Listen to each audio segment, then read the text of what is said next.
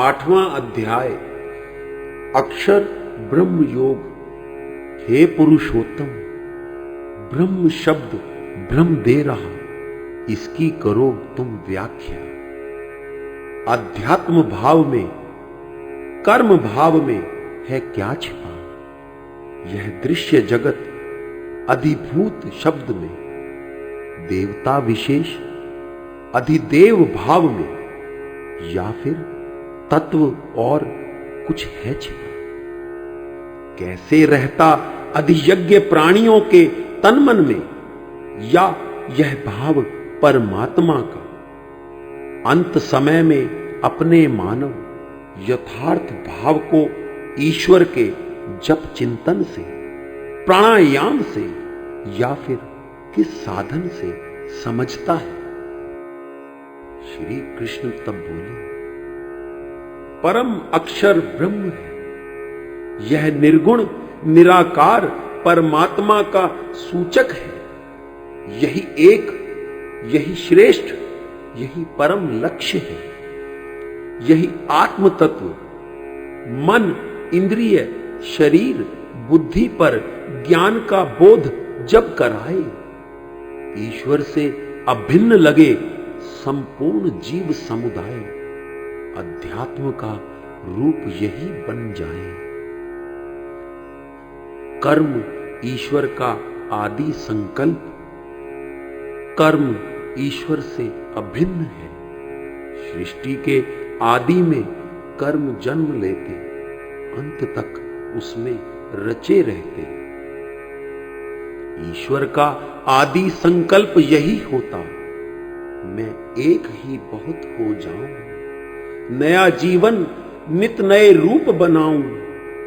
यही भाव जड़ प्रकृति में जीवन लाता, यही भाव कर्म कहलाता। इसी भाव से अक्रिय जड़ प्रकृति स्पंदित हो उठती, अनंत कर्मों की धारा बह उठती। इसी कर्म की आहुति सूर्य में जा मिलती, सूर्य से ही वृष्टि होती, वृष्टि से अन्न होता, और अन्न से ही प्रजा का जन्म होता। यही ईश्वर का संकल्प होता, ईश्वर से यह अभिन्न होता। प्रकृति से उत्पन्न प्रत्येक भाव का प्रतिक्षण होता विनाश, नए नए भाव का जन्म भी होता। यह भाव शरीर, इंद्रिय, मन, बुद्धि, अहम के आश्रित होता।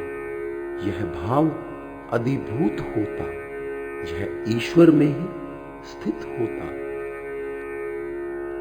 इस जड़ चेतन विश्व का प्राण पुरुष है प्रजापति, जो ब्रह्मा कहलाता। समस्त देवता इसी ब्रह्मा के अंग हैं। यही सबका अधिपति और उत्पादक है। ब्रह्मा कहलाता अधिदेव, और यह ईश्वर का ही अंश बना। यह ईश्वर से अभिन्न होता। ईश्वर ही सब फलों का विधान करता, सब यज्ञों का संचालन करता, सब यज्ञों का समापन करता। व्यापक रूप में हर देह में होता विराजमान। यह सूक्ष्म भाव है, प्रकृति के हर अंश में होता विद्यमान। इसे अधियज्ञ कहते हैं। सरल भाव से ज्ञान को समझो, ईश्वर के स्वरूप को समझो। सर्वव्यापी ईश्वर इस प्रकृति के हर अंश में व्याप्त, यही रचे नए नए रूप, यही रचे सब विधान। जो सदा सर्वदा ईश्वर का चिंतन करते, कर्म में लगे, धर्म में लगे, ईश्वर को मन में पाते, वे स्वयं मुझको पा लेते। शरीर त्याग वह मुझ में ही समा जाते, इस प्रकृति के हर कण में ही समा जाते। ईश्वर को वह भी पा लेते जो अंत समय अपने ईश्वर का ही चिंतन करते। याद रहे समय सीमा नहीं ईश्वर के स्वरूप को जानने की। जीवन के किस क्षण आत्म तत्व का ज्ञान हो जाए।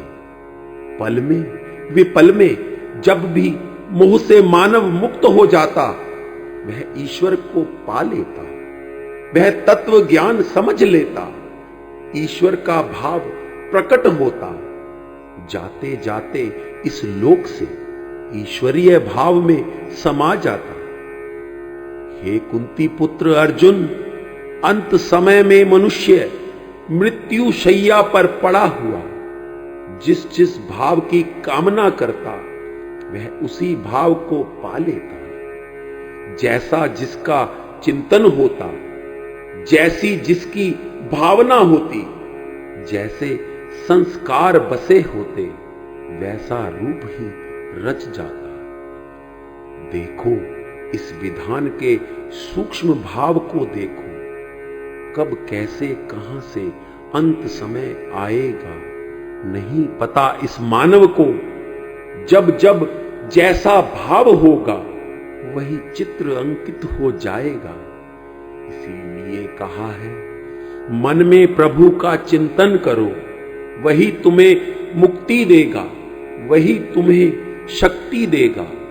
हे अर्जुन, ईश्वर के भाव को स्मरण कर, ईश्वर में चित्त स्थापित कर, तू युद्ध कर, यही तेरा निश्चित कर्म है। मन बुद्धि ईश्वर को अर्पित कर दे, निसंदेह तू उसी को पाएगा। इस जीवन से मोह त्याग, यह मोह तू ईश्वर से कर, स्वयं ईश्वर तुझे अपने भाव में ले जाएगा। हे पार्थ, नियम से अभ्यास कर, यह नियम सदा है बना हुआ। इस प्रकृति के स्वामी के योग में मग्न हो जा। मन को कहीं और ले जाने से रोक, मन स्थापित कर अपने लक्ष्य पर, तभी तू परम प्रकाशमयी दिव्य रूप को प्राप्त होगा। परमात्मा सदा सब कुछ जानता है, वह सबका आदि है, वह सबका स्वामी है, वही सबका नियंता है, शक्तिमान है, सूक्ष्म भाव में भी विद्यमान है, अति सूक्ष्म भाव भी वही, सबसे सक्षम भी वही, समस्त विश्व का आधार वही। जो पुरुष इस सूक्ष्म भाव को मन में स्थापित करता, सूर्य सदृश सब विधाओं के ज्ञाता को स्मरण करता, वह योग पुरुषत्व को पाता। अभ्यास से भ्रकुटी के मध्य मन प्राण स्थापित करता, निश्चल मन उसका रम जाता, परम पुरुष परमात्मा का वह साथी बन जाता।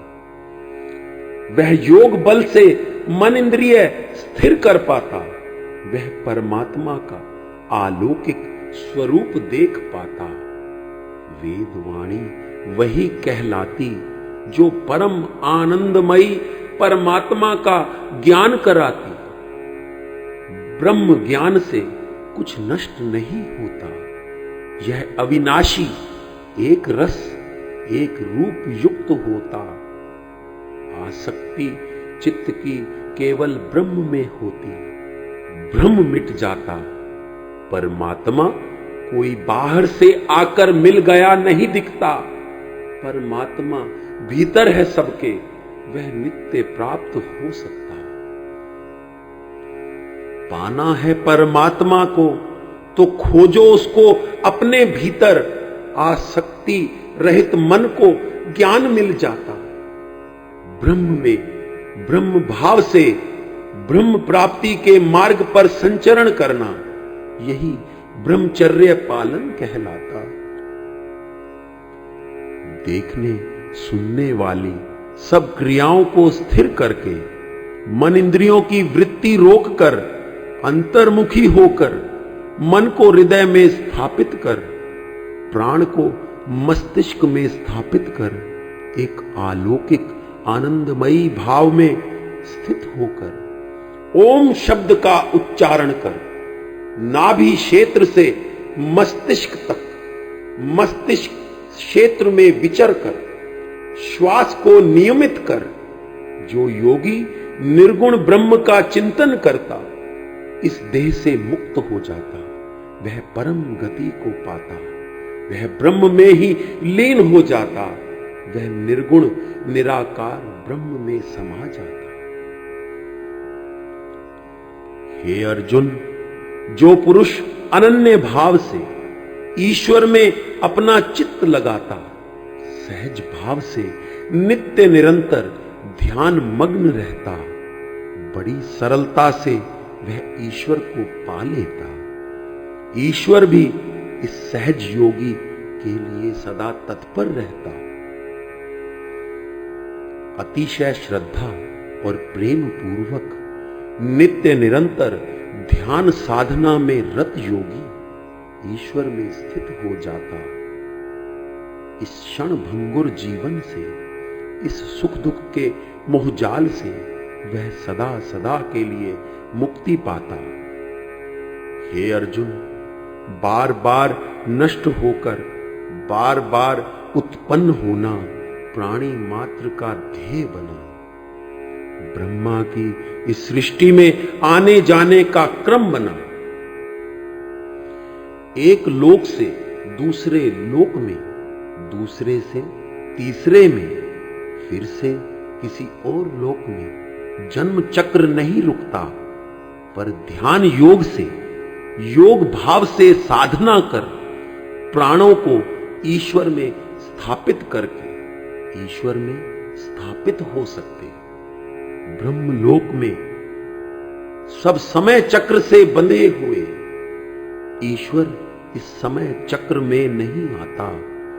ईश्वर तो उद्गम है, ईश्वर तो असीम है, किसी काल चक्र की श्रेणी में नहीं आता। ईश्वर में स्थित होकर योगी पुनर्जन्म की इस यात्रा से निकलकर ईश्वर में समा जाता। मनुष्य जीवन की अवधि बहुत अल्प, हमारा एक वर्ष देवताओं का एक दिन होता, हमारे 30 वर्ष देवताओं का एक माह होता, हमारे 360 वर्ष देवताओं का एक दिव्य वर्ष होता, 12,000 दिव्य वर्षों का ऐसे एक दिव्य युग होता। यानी इस मनुष्य जीवन की परिधि में इसका माप संभव नहीं। ब्रह्मा का एक दिन 1,000 दिव्य युगों का होता, इतने ही युगों की रात्रि होती। ब्रह्मा के दिन को कल्प कहते और रात्रि को प्रलय। ऐसे 30 दिन रात का एक महीना और ऐसे 12 महीनों का ब्रह्मा का एक वर्ष होता और ब्रह्मा के 100 वर्षों की ब्रह्मा की आयु होती। सबकी समय सीमा है निर्धारित, सब काल अवधि से जुड़े हुए, बार बार नया रूप धरकर इस अनित्य लोक में जन्म लेते। इस आने जाने के घटना चक्र में कब कैसे जीवन बीत जाता, वापस जाकर फिर लौटना पड़ता। योगी जन इस काल तत्व को जानते, इसकी अनित्यता भी जानते। ऐसे में प्रेम भाव से लग्न जगाकर ईश्वर के तत्व को जानो। ब्रह्मा के दिन में ब्रह्मा से उत्पन्न होकर स्थूल रूप में उपस्थित जीव सभी प्रकृति में रच जाते, नए नए रूप धरते, नए नए स्वांग रचते और ब्रह्मा की रात्रि के आते ही सभी उसी ब्रह्मा के साथ सूक्ष्म में विलीन हो जाते हैं। हे पार्थ, यह चक्र सदा से है विद्यमान, इससे तू अपनी स्थिति जान। प्राणी सभी इस जीवन लीला के पात्र हैं, ब्रह्मा के साथ उत्पन्न होते हैं, ब्रह्मा के साथ विलय हो जाते, फिर से जन्म लेने को। इस भाव से परे एक विलक्षण भाव है विद्यमान। वह भाव कभी नष्ट नहीं होता, सदा सनातन परम दिव्य रूप मेरा कभी नष्ट नहीं होता। समय चक्र में वह नहीं बंधा, वही श्रेष्ठ विलक्षण है। ब्रह्मा से लेकर ब्रह्मा के दिन रात में उत्पन्न और विलीन हो जाओ, या फिर मेरी शरण में आकर पुनर्जन्म के इस खेल से मुक्ति पाओ। मेरे भाव में, मेरे साथ में ही तुम्हारी मुक्ति है। यह अव्यक्त होकर भी परम प्राप्य है। इस सनातन भाव को ही परम गति कहते हैं। इसी सनातन भाव को पाकर ही मनुष्य परम धाम को जाते हैं। हे पार्थ, जैसे वायु, तेज, जल, पृथ्वी का कारण और आधार आकाश है, वैसे ही समस्त प्राणी जगत ईश्वर की परिधि में आता। वह परमेश्वर से ही उत्पन्न होता, वह परमेश्वर में ही व्याप्त रहता। उसी को सब समर्पित करके, उसके विधान में संतुष्ट रहकर, प्रेम पूर्वक नित्य निरंतर तन्मय रहकर उसे प्राप्त वह कर सकता। हे अर्जुन, योगी जन शरीर त्याग कब कैसी स्थिति पाता, फिर से वह इस जन्म मरण के भाव को पाता, या फिर लौटकर न आने की स्थिति में रहता। यह जीवन दो मार्गों में बटा हुआ। काल चक्र के इन मार्गों को समझकर निश्चित कर अपना लक्ष्य। निष्काम भाव से कर्म करने वाले योगी ज्ञान भाव से ईश्वर की आस्था में दृढ़ निश्चयी श्रद्धालु उपासक, ब्रह्म ज्ञान से परिपूर्ण योगी जन इस जीवन से मुक्त हुए उत्तरायण के 6 मासों में शुक्ल पक्ष में ज्योतिर्मयी अग्नि देवता के दिव्य प्रकाशमयी पथ से होकर वैकुंठ लोक में अपने अविनाशी ब्रह्म को पाते, उसी में समा जाते, वे फिर लौट नहीं आते। दूसरी राह से जो योगी साकाम कर्म की श्रेणी में आता, वह इस जीवन से मुक्त होकर अंधकारमयी स्वरूप में रात्रि काल में दक्षिणायन सूर्य की स्थिति युक्त 6 मासों के कृष्ण पक्ष में अंततः अपने कर्मों के भोग का स्वर्गिक आनंद प्राप्त करता, चंद्र सदृश ज्योति पाता और लौटकर पुनः इस जीव लोक में आ जाता। 84 लाख योनियों में भटक कर मिला है यह शरीर नश्वर। जीवन का सदुपयोग करो, कर्म में जुटे रहो, धर्म की राह समझो, तभी मिलेगा अवसर किसी एक राह पर जाने का, किसी एक राह को पाने का। ये दोनों राह सनातन है, शुक्ल पक्ष देवतुल्य, इसी से परम धाम मिलता है। यही मार्ग प्रकाशमयी गमन करने वाले में ज्ञान का प्रकाश सदा, जो स्वर्ग लोक में ले जाती, वह राह कृष्ण पक्ष सी अंधकारमयी स्वर्गिक आनंद तो देती। ईश्वर में आस्था तो होती, साकाम भक्ति से मोहित रहती, तभी कृष्ण भाव से परिपूर्ण पुनः इस लोक में जीव को जीवन देती। जीव पुनः जीवन मृत्यु के खेल में आता, वह बार बार नया जीवन पाता। हे पार्थ, इन मार्गों के तत्व को जान, श्रद्धा से भक्ति से समबुद्धि युक्त होकर निरंतर कर्म कर, मेरी प्राप्ति का यत्न कर, एक बार नहीं बार बार यत्न कर। साकाम भाव से शुभ कर्मों का आचरण करने वाला योगी जब पुण्यों का क्षय होने पर लौट धरा पर आता है, निष्काम भाव साधन यदि अपना ले वह, अपने कर्म के प्रति अहम त्याग वह यदि कर्मों में जुटा रहे, वह सदा प्रकाशमयी हो जाए, वह सदा सदा के लिए मुझ में समा जाए।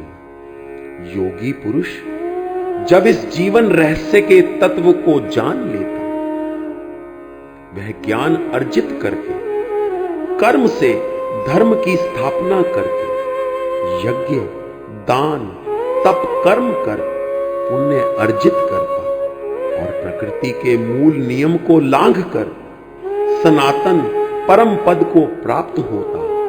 वह इस संसार चक्र से छूट जाता, वह दिव्य पुरुष में मिल जाता, उसके तत्व में समा जाता।